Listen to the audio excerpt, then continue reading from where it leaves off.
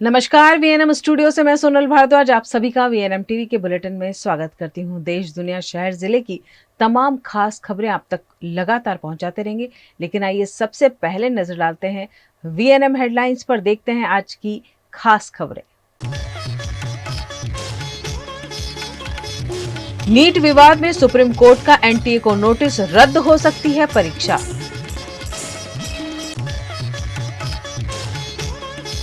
गांधीनगर में टेट टाट पास उम्मीदवारों का हल्ला बोल, नियमित भर्ती की मांग। और वडोदरा के विश्व प्रसिद्ध एमएस यूनिवर्सिटी में आज ब्लैक डे, स्थानीय युवाओं को कॉमर्स में एडमिशन की मांग। सुप्रीम कोर्ट में नीट यूजी विवाद पर ग्रेस मार्क से जुड़ी याचिका पर आज मंगलवार को सुनवाई हुई। अदालत ने कहा, अगर किसी की ओर से 0.001% की भी लापरवाही हुई है तो उससे पूरी तरह निपटा जाना चाहिए। बच्चों ने परीक्षा की तैयारी की है, हम उनकी मेहनत को नहीं भूल सकते हैं। बेंच ने सरकार और एनटीए से यह भी कहा कि कल्पना कीजिए कि सिस्टम के साथ धोखाधड़ी करने वाला व्यक्ति डॉक्टर बन जाता है। यह समाज के लिए और भी ज्यादा खतरनाक है। इससे पहले 2015 में सुप्रीम कोर्ट ने इसी तरह की टिप्पणी कर All India pre medical test की परीक्षा रद्द की थी। तब कोर्ट का कहना था, एक भी फर्जी डॉक्टर बनता है तो पूरी परीक्षा रद्द होनी चाहिए। इस बात के सबूत हैं कि परीक्षा में इलेक्ट्रॉनिक डिवाइसेस का इस्तेमाल हुआ है, लेकिन कितने स्टूडेंट्स ने इसका इस्तेमाल किया है ये नहीं कहा जा सकता। ऐसे में परीक्षा रद्द करना जरूरी है। गुजरात में राज्य सरकार ने डेली बेस पर शिक्षकों की भर्ती के बजाय कॉन्ट्रैक्ट बेस पर ज्ञान सहायकों की भर्ती शुरू की है, जिसका फिर एक बार राज्य की राजधानी गांधीनगर में विरोध किया गया। टेट टाट पास उम्मीदवारों ने नियमित भर्ती की मांग के साथ हल्ला बोल किया। गांधीनगर के पथिका आश्रम निकट यह आंदोलन किया गया। गांधीनगर में जमकर नारेबाजी करते हुए उन्हें कॉन्ट्रैक्ट बेस पर नहीं लेकिन नियमित रूप से भर्ती करने की मांग की गई। इस मौके पर विरोध प्रदर्शन कर रहे उम्मीदवारों को पुलिस ने हिरासत में भी लिया। इस मामले कांग्रेस के विधायक जिग्नेश मेवानी ने सरकार का जमकर विरोध किया। વિપક્ષના તમામ પાર્ટીના મિત્રો અને આંદોલનકારીઓ સતત બેરોજગારી અને મોંઘવારીના સવાલ ઉપર બોલતા હોય છે. ખાલી પડેલા સરકારી પદોમાં ભરતી નહીં કરવી એ પણ આ રાજ્ય સરકારનું વલણ છે. અને એક બાજુ જ્યારે રાજ્યની સરકાર પોતે કબૂલતી હોય કે ગુજરાતમાં 70,000થી વધારે જેટલા શિક્ષકોની ઘટ છે, બીજી બાજુ 90,000 જેટલા ટેટ ટાટના મિત્રોએ પરીક્ષાઓ પાસ કરી હોય અને છતાં એમને કાયમી સરકારી નોકરી નહીં આપવી, એનો એક જ મતલબ છે કે આ રાજ્યની સરકાર ઈચ્છે છે કે શિક્ષણનું તંત્ર વધુ ને વધુ ખાડે જાય. બહુ સરળ વસ્તુ છે. 90,000 જ્યારે ટેટ ટાટના લોકો એક્ઝામ પાસ કરીને બેઠા છે, 70,000 પદો ખાલી પડ્યા છે, તો તમારે એમને નોકરી કેમ નથી આપવી? અને સતત એ લોકોએ રેલી કરવી પડે, ધરણા કરવા પડે, અરજીઓ આપે, આવેદનપત્રો આપે. આજે અમને બધાને ડિટેન કર્યા. એટલે આ રાજ્ય સરકારનું વલણ ઠીક નથી. મારી શુદ્ધ જાણકારી મુજબ ટેટ ટાટના તમામ યુવાન યુવતીઓએ 100 જેટલા આવેદનપત્ર ચીફ સેક્રેટરી, શિક્ષણ સચિવ, શિક્ષણ મંત્રી અને મુખ્યમંત્રી કક્ષાએ આપ્યા છે. તો એકવાર એમની સાથે બેસી એમની માગણીઓનો સર સ્વીકાર કરવો જોઈએ, જેથી ગુજરાતનું ભવિષ્ય રોડાય નહીં. બાકી આવનારા દિવસોમાં આંદોલન વધારે ઉગ્ર થવાનું છે. 90,000 લોકો એક્ઝામ પાસ કરી હોય, એમના મા બાપે કાળી મજૂરી કરી એમને ભણાવ્યા હોય, એમના ઘડપણની લાઠી બનશે એવી એમને આશા હોય, બીજી બાજુ 70,000 પદો ખાલી છે, તમારે એમને નોકરી આપવી જ નથી. તો આ રાજ્ય માટે ઠીક નથી. અને એટલા માટે અમે લોકોએ નક્કી કરીશું કે આવનારા દિવસોમાં અમદાવાદમાં વિથ પોલીસ પરમિશન એક જબરદસ્ત રેલીનો કાર્યક્રમ કરીશું. ગાંધીનગરમાં ટેટ અને ટાટ પાસ વિદ્યાર્થીઓ સરકાર ભરતી કરે એના માટે માંગણી કરી રહ્યા છે કે કાયમી ધોરણે શિક્ષકોની ભરતી થવી જોઈએ. લોકશાહી વ્યવસ્થામાં માંગણી કરવાનો, રેલી કાઢવાનો, આંદોલન શાંતિપૂર્ણ કરવાનો એ બંધારણીય અધિકાર છે. મને અત્યંત દુઃખ છે કે આપણા ગુજરાતના એ યુવા સાથીઓ જેને ટેટ અને ટાટની પરીક્ષા પાસ કરી છે અને જેઓની માંગણી છે કે અમારી કાયમી ધોરણે શિક્ષકો તરીકેની ભરતી થવી જોઈએ, સામા પક્ષે સરકારમાં પુષ્કળ શિક્ષકોની જગ્યાઓ ખાલી છે. કોઈ જ્ઞાન સહાયક કે ટેમ્પરરી શિક્ષકથી ના તો શિક્ષકને સંતોષ મળે, ના ભણનાર વિદ્યાર્થીઓને સંતોષ મળી શકે. એક વ્યાજબી માંગણી કે ભાઈ ટાટ અને ટેટ પાસ થયેલા વિદ્યાર્થીઓની કે અમને કાયમી શિક્ષક તરીકે ભરતી કરો. ચૂંટણી પહેલા આજ સરકારે, કારણ કે મતો લેવાના હતા એટલે વાત કરી હતી કે 15 જૂન સુધીમાં આ બધી ભરતીઓ કરી દઈશું. હવે 15 જૂનના બદલે આજે 18 જૂન થઈ, તો આ યુવાનો માત્ર ગાંધીનગરમાં રજૂઆત કરવા માટે ગયા. અને ગાંધીનગરમાં રજૂઆત કરવા જાય આપણા જ ગુજરાતના યુવાનો, એ કોઈ આતંકવાદી નથી. આ ધમધકતા તાપમાં દીકરીઓ પણ છે. એમાં કેવી રીતે એની સાથે વર્તાવ કરવામાં આવ્યો છે મેં જોઈ કેટલીક વિડીયો. કેટલાક સાથીઓના, યુવાનોના મને ફોન પણ આવ્યા કે સાહેબ અમને ઉઠાવીને ડિટેન કર્યા છે. અમે કોઈ આતંકવાદી નથી, અમે શિક્ષકો છીએ. અમારા ફોન આંચકી લેવામાં આવ્યા છે અને બેરહેમીથી અમારી સાથે વ્યવહાર કરવામાં આવી રહ્યો છે. હું વિનંતી કરીશ ગુજરાત રાજ્યના માનનીય મુખ્યમંત્રીશ્રીને કે આ પ્રકારે જો આપની सरकारમાં ચાલતું હોય તો આ વ્યાજબી નથી. गुजरात के वडोदरा की विश्व प्रसिद्ध एमएस यूनिवर्सिटी में 75% से कम परिणाम वाले छात्रों को कॉमर्स फैकल्टी में एडमिशन न दिए जाने मामले एमएसयू में ब्लैक डे घोषित किया गया. सभी छात्रों, पूर्व छात्रों और परिजनों ने यूनिवर्सिटी के वाइस चांसलर प्रोफेसर विजय श्रीवास्तव के खिलाफ विरोध प्रदर्शन किया. सभी उग्र छात्रों ने बैनर पोस्टर्स के साथ इस आंदोलन में हिस्सा लिया और अपना रोष व्यक्त किया. छात्रों की मांग है कि पिछले वर्ष की तरह इस वर्ष भी 50% पर उन्हें एडमिशन दिया जाए. इस वर्ष नए नियम से काफी छात्र परेशान और नाराज हैं, जिसके चलते आज ब्लैक डे डिक्लेयर करते हुए विरोध प्रदर्शन किया गया. हमारी मांगे पूरी करो, हमारी मांगे पूरी करो.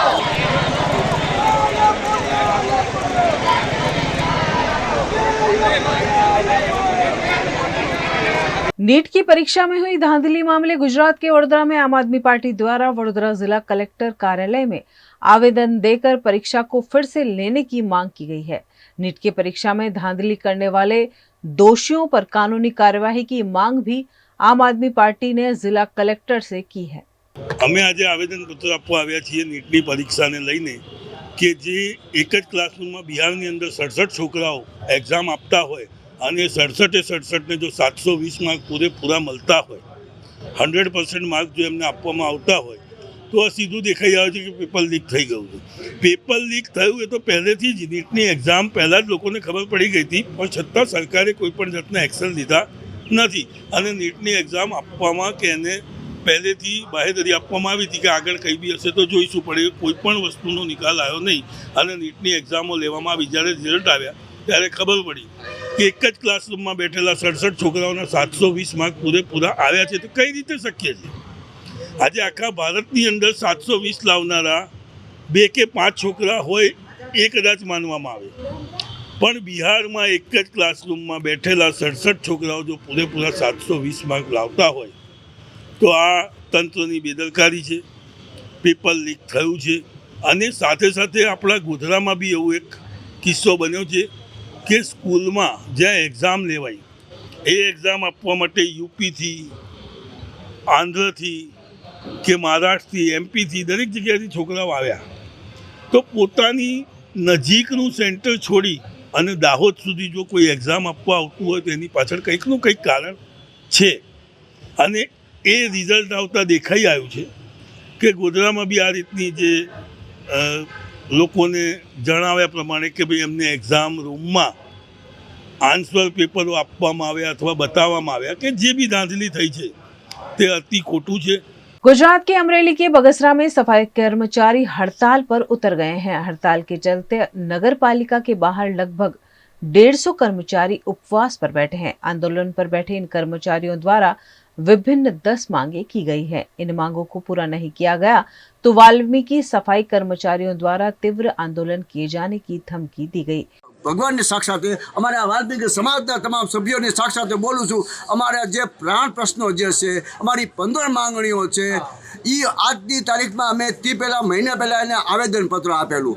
એમાં એ લોકોએ કોઈ સંતોષકારક જવાબ આપ્યો નહીં તે પછીનું અમે હમણાં 18 તારીખે 18 છે અને અમે આ હડતાલની નોટિસ આપી હમણાં આજથી હડતાલની સફાઈ કામ ઠપ કરવાની એ લોકોએ ખાલી અમને આશ્વાસન રૂપે અમને જવાબ મોકલ્યો કે તમારા પ્રશ્નો ટૂંક સમયમાં પતી જશે અને સમય મળશે તો આ પતાવશું સમય મળશે આ પણ ક્યારે કોઈ તારીખને આપી નથી અને આ પ્રશ્નો અમારી 15 માંગણી છે અમારા રોજમદાર કામદારોની નિવૃત્ત થાય એને વારસદાર હોય એને અમારા રેગ્યુલર પગારની અમારા સાધન સામગ્રી સફાઈની સાધન સામગ્રી છેલ્લા 10 વર્ષથી આપતા નથી છેલ્લા 10 વર્ષથી જે ડ્રેસો મળવા પાત્ર એ ડ્રેસ આપતા નથી અને સાવડાની અને આ લોકોએ મજૂરની જે મજૂરો છે એને લોકોએ છે ને એ રીતના મજૂરી ચૂકવે છે એકને કોઈને 10,000 ને કોઈને 6,000 ને કોઈને 7,000 લઘુત્તમ વેતન દર કોઈને આપતા નથી સરકારશ્રીના પરિપત્ર હોવા છતાં સરકારશ્રીનો પરિપત્ર એવો આવેલો છે 1/10/2023 કે જે 16,500 છે અને 21,100 કર્યો એનો આજની તારીખમાં આ નગરપાલિકાના સત્તાધીશો છે અમલ કર્યો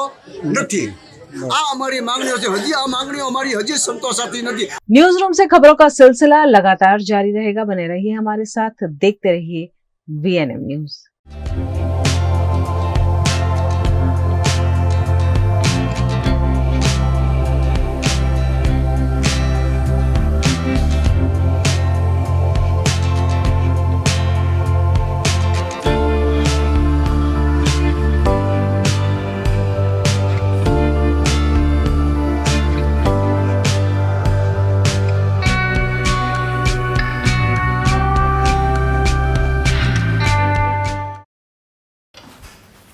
ठीक से साफ करो, ऊपर ऊपर से नहीं।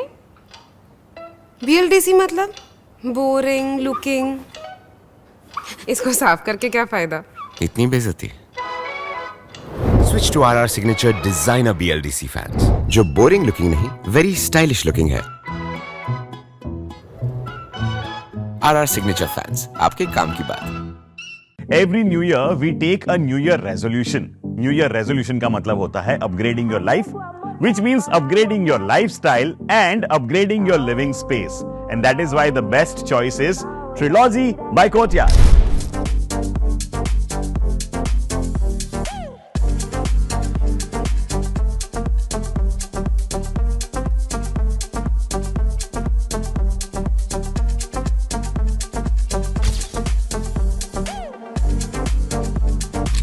Trilogy by Courtyard.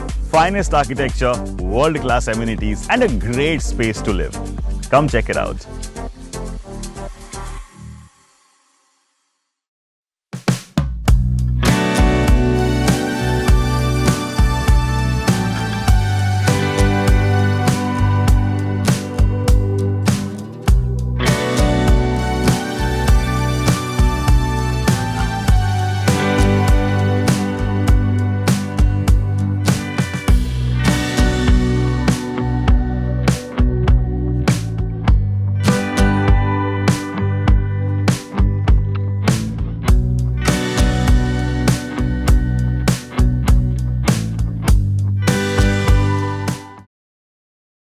भारत ले रहा है इलेक्ट्रिक अंगड़ाई। क्यों ना हम साथ चले, साथ चले, साथ बढ़े, साथ बढ़े, देश मेरे, देश मेरे। देश को ले जाए नई दिशा की ओर। आपका जॉय, भारत का जॉय। बेटा हो या बेटी, दोनों एक समान होते हैं। यह बात अब अलग अलग घटनाओं के जरिए लगातार साबित हो रही है। ऐसा ही एक मामला गुजरात के अरवली में सामने आया है, जहां मालपुर में ब्रह्म समाज की महिला भारती उपाध्याय के निधन के बाद उनकी 2 बेटियों ने उनकी अंतिम क्रिया कर मातृ ऋण अदा किया। मालपुर के ब्रह्म समाज के घनश्याम उपाध्याय की पत्नी का दुखद निधन हुआ था, जिसके बाद बेटी देवांगी और जीनल ने अपनी माता को अंतिम यात्रा में कंधा देते हुए मुखाग्नि भी दी। यह देखकर उपस्थित सभी लोगों की आंखें नम हो गई। गुजरात के जामनगर की मोदी स्कूल के बेसमेंट में लगे मीटर में आग लगने से अफरा तफरी का माहौल देखा गया। यहाँ लगभग 700 छात्र पढ़ाई करते हैं। आग लगने की घटना की जानकारी पाकर अभिभावकों में भी हड़कंप देखा गया। फौरन घटना की जानकारी जामनगर नगर पालिका के दमकल दस्ते को दी गई।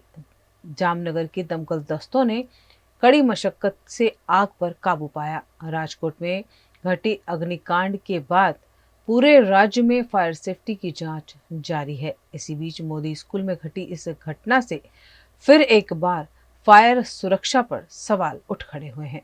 જ્યારે ઇલેક્ટ્રિક પેનલમાં સેજ પાર્ટ થતા અમે બાળકોને તરત ઇલેક્ટ્રિશિયન કરીને બહાર લઈ લીધા હતા, સ્ટાફને પણ બહાર લઈ લીધો હતો અને અમારા દ્વારા આગ સંપૂર્ણપણે અડવાની અમે પ્રયત્ન કરેલા હતા. તરત ફાયર બ્રિગેડમાં જાણ કરી દીધેલી હતી અને સંપૂર્ણપણે બધા જ બાળકો સ્કૂલની બહાર આવી ગયેલા હતા. સેજ પાર્ટ થયો એટલી જ મિનિટ. કેટલા વિદ્યાર્થીઓ અભ્યાસ કરે? 500 બાળકો.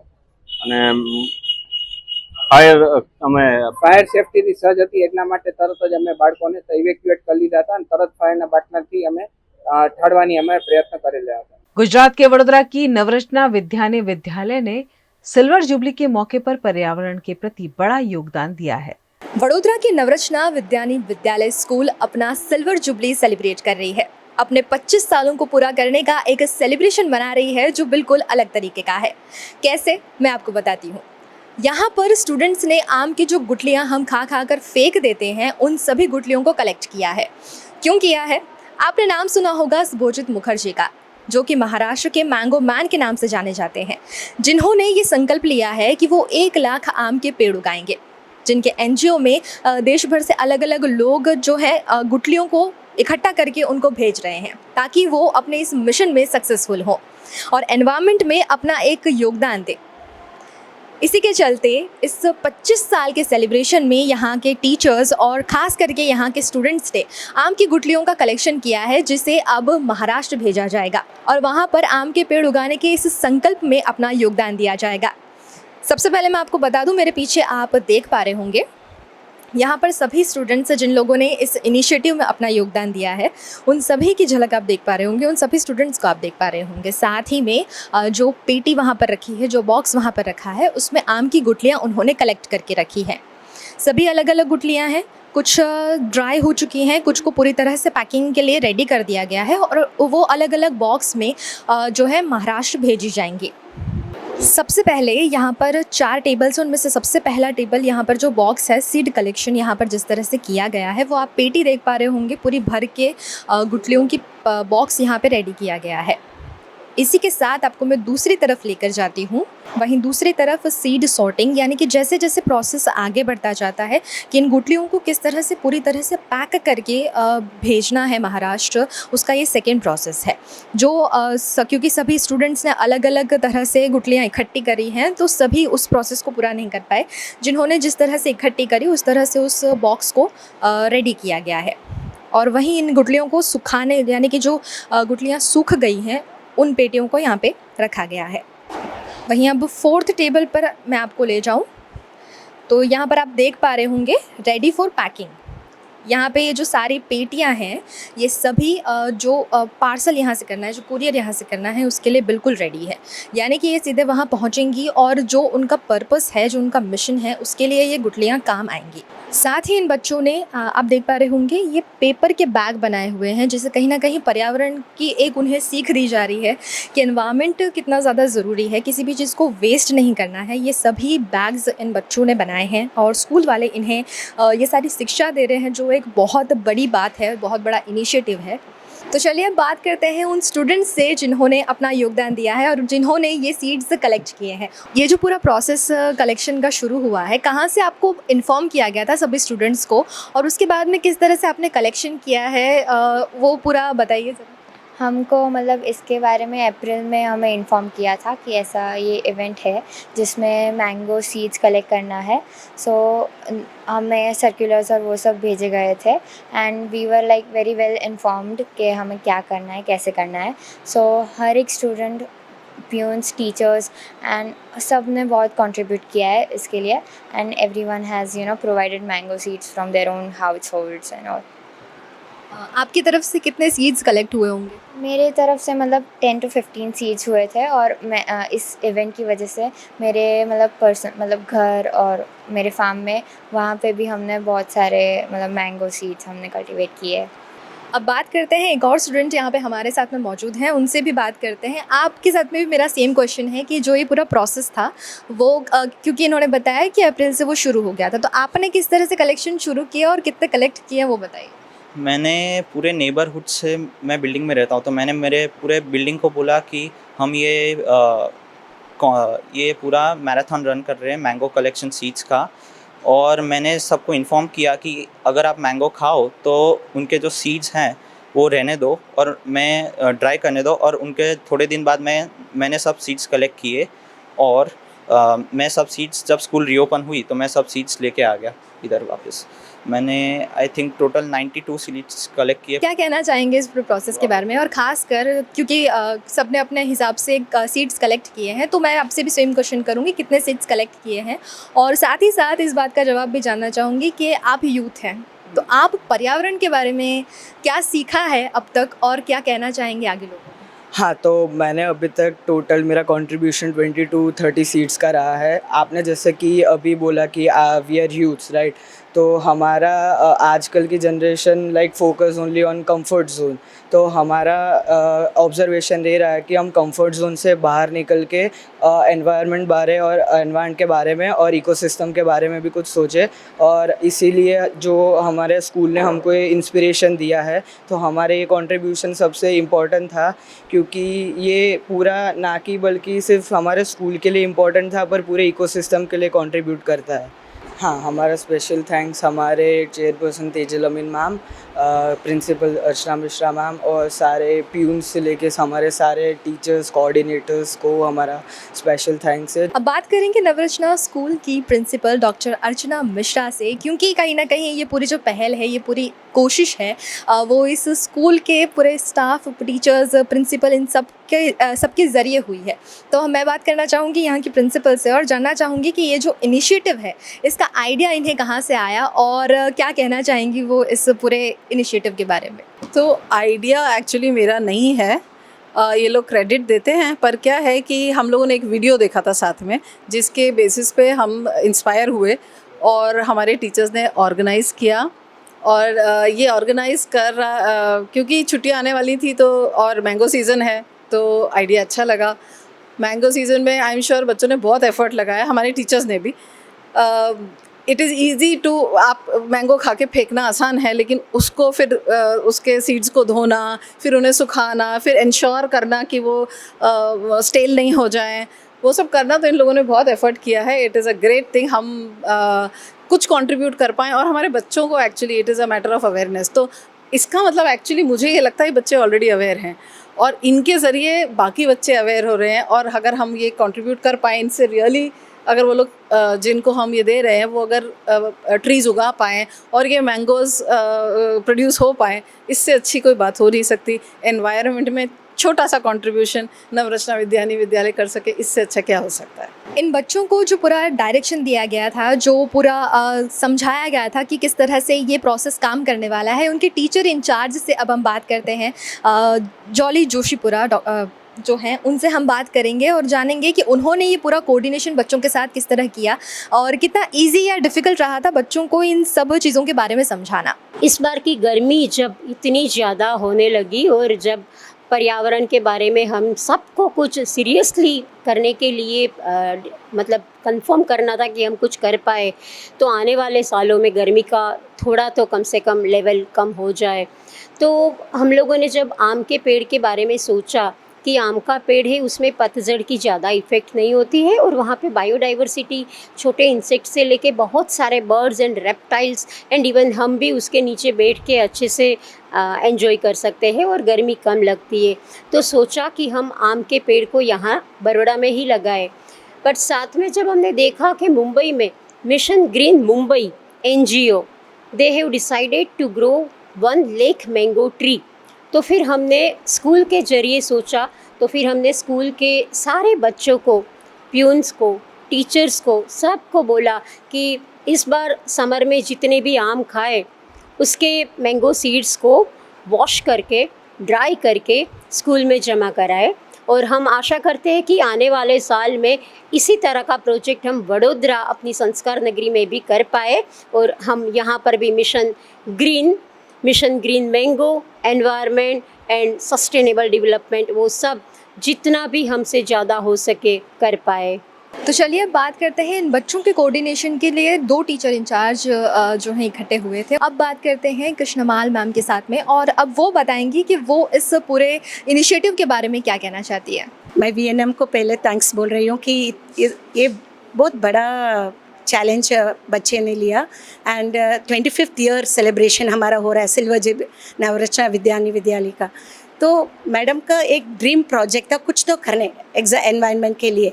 सो when this mango project came तो ये पूरा स्कूल के लिए हम असेंबली में और हमने वीडियो दिखाया, असेंबली में इसके बारे में बोला तो बच्चे ने इतना इंटरेस्ट दिखाया इसके ऊपर। तो ये प्रोजेक्ट इनिशिएट जब हुआ बच्चे का यही है कि हमारा ERP में भी हमने भेजा, पेरेंट्स को भी इसके बारे में अलर्ट किया कि हमको गुठली चाहिए, आप फेंकना मत।